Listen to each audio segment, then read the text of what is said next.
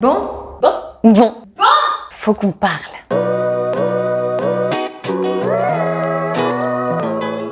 Ça fait super longtemps. Comment allez-vous? Comment s'est passé votre été? Tu as rencontré l'homme de sa vie nommé Juan au camping de la Sorbetière qui disait que tout était la femme de sa vie, mais que tu t'es rendu compte que c'était juste pour avoir plus de pourboire quand tu l'as vu roucouler la même chose à Bernard à la paillote lors de la soirée Kizumba. Tu as fini par sortir avec le kéké du coin pour le rendre jaloux, mais c'était inutile car il avait fini son contrat saisonnier avant de te réveiller un matin te demandant comment tu avais pu en arriver là. Rentrer chez toi sous un ciel grisâtre pour retrouver ta plante verte en PLS parce qu'on peut plus faire confiance à personne de nos jours. Tu retiens la voisine et ses fausses promesses et tu laisses ta valise dans un coin et t'étales dans ton lit afin de remettre pour la énième fois ta vie en question. Attends, t'avais pas un chat? Bon, pour vous les préférences sexuelles, vous changez le nom de Juan en Juanita, ça fait la même. Si je vais trop loin, vous me le dites. Sinon oui, j'essaye d'éviter cette fameuse question de t'étais passé où?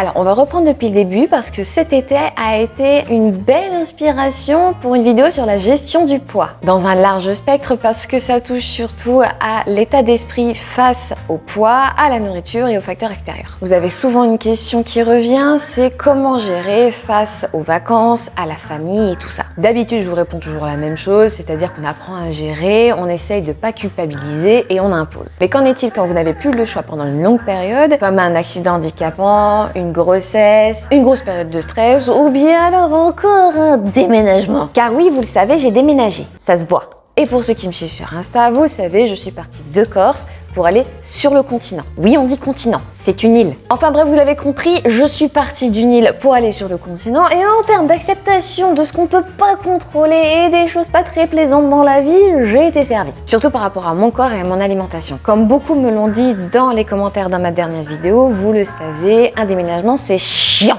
D'ailleurs, merci pour vos encouragements. Ça m'a touchée parce qu'en fait, finalement, j'en avais vraiment besoin. Enfin, ce qui devait arriver arriva, j'ai grossi. J'ai grossi avec une rapidité assez rare par rapport à toutes ces années de gestion de poids, même en dehors de la fluctuation de poids naturelle dont je vous ai déjà parlé et que je vous ai déjà montré dans mes vidéos, à tel point qu'il y a certains vêtements dans lesquels je ne rentre même plus. Ou alors je rentre mais ça fait pas du tout le même effet. Mais c'est sûr que cette fois-ci, c'était pas naturel.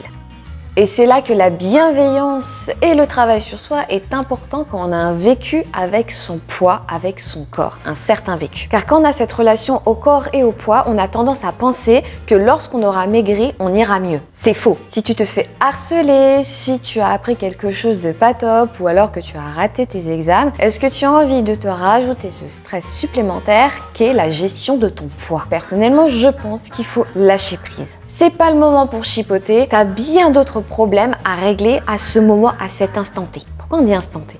C'est pas instant I?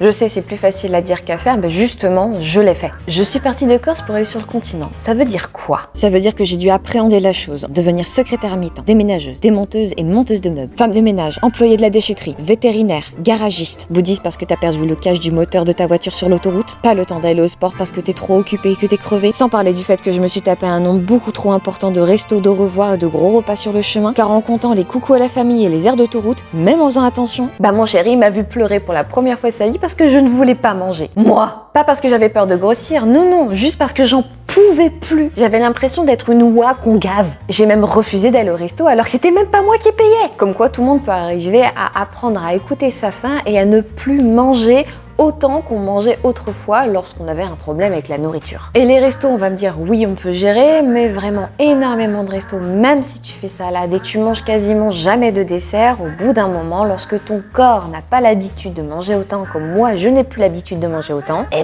voilà. Ah oui, sans oublier les papiers.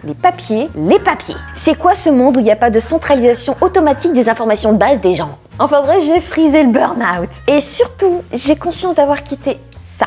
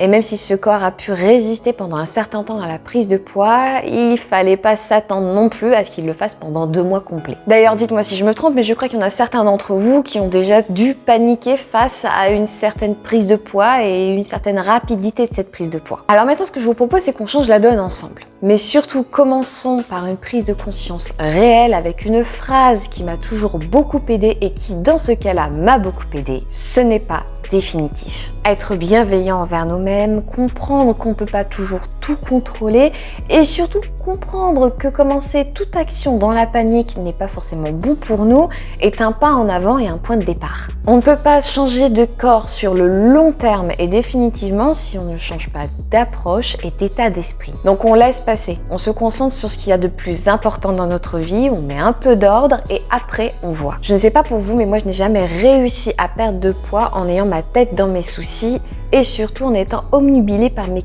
kilos. Cet été, j'ai lu certains articles qui soulignaient le fait que c'est plus important chez les personnes qui ont un passif avec l'alimentation, avec des compulsions alimentaires ou bien alors avec des régimes beaucoup trop restrictifs. N'hésitez pas à aller lire les articles que je vous laisse en description parce qu'ils sont toujours hyper importants à prendre en compte. Je les cherche, j'essaye d'en réunir quelques-uns qui ont des visions différentes sur un sujet, mais surtout, ça nous apprend, nous, à nous voir autrement d'un point de vue extérieur, même si parfois ça fait pas plaisir. C'est pour ça qu'il faut casser ce phénomène de cercle vicieux du je me sens pas bien, donc je prends du poids, donc je me ressens encore moins bien, donc je prends du poids, avec de l'indulgence personnelle et de la bienveillance ponctuelle. Ça va être long, mais on peut s'en sortir avec 1% de mieux chaque jour. Au bout d'un moment, normalement, c'est censé faire 100%. Bien sûr, je vous communique uniquement ce que j'applique sur moi et ce que je pense. C'est mon opinion. Vous pouvez le voir autrement si votre sensibilité ou votre vision des choses